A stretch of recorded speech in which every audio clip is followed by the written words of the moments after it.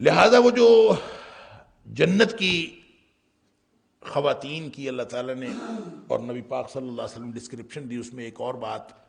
بڑی غور کرنے والی ہے کہ نبی پاک صلی اللہ علیہ وسلم فرماتے اس کے سر کا دوپٹہ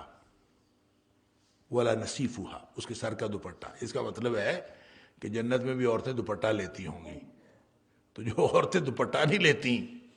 تو وہ سمجھ لیں کہ جنتی عورتوں کے ساتھ اس کا کوئی تعلق نہیں ہے، اور جو دوپٹہ لیتی ہیں اور جو یہ گویا نگاہیں نیچی رکھنا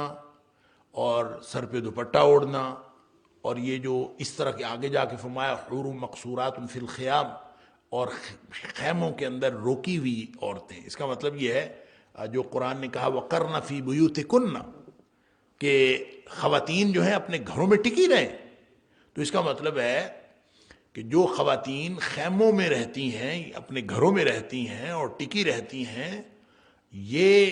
جنتی عورت کی جنتی خواتین کی یہ صفات ہیں۔ تو وہ گھر میں رہیں، وہ دوپٹہ اوڑھیں، وہ اپنے آپ کو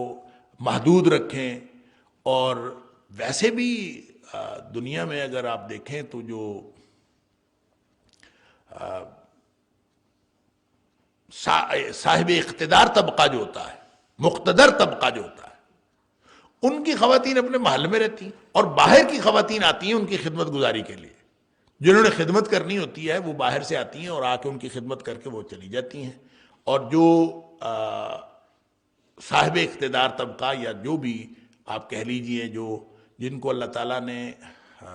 کوئی غلبہ عطا کیا ہوتا ہے، کوئی فضیلت عطا کی ہوتی ہے، تو صاحب فضیلت لوگ جو ہے وہ باہر نہیں نکلتے، صاحب فضیلت خواتین کی خدمتگار خواتین وہاں آتی ہیں، وہ تو اپنے گھر میں بیٹھی رہتی ہیں۔ تو یہ جو ایک بالکل ایک نیچرل بات جو سمجھ میں آتی ہے، تو اسی طرح کی ڈسکرپشن اللہ تعالیٰ نے جنت کی خواتین کے لیے دی ہے، اور نبی پاک صلی اللہ علیہ وسلم اس کی تشریح فرمائی ہے۔